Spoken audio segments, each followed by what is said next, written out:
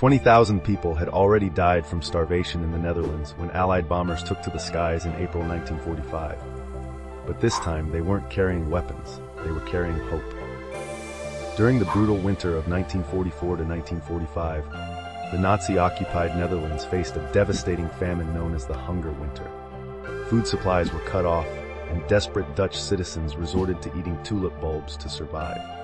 With millions at risk of starvation, an extraordinary plan was devised.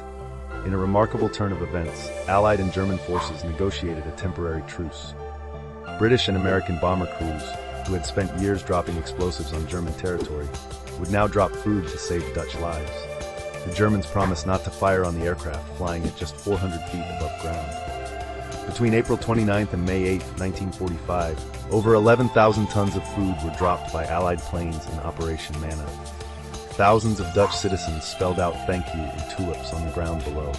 As one Dutch survivor recalled, "We stood on the rooftops, waving at the planes.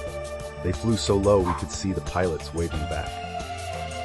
This unprecedented humanitarian mission demonstrated how former enemies could cooperate to save lives.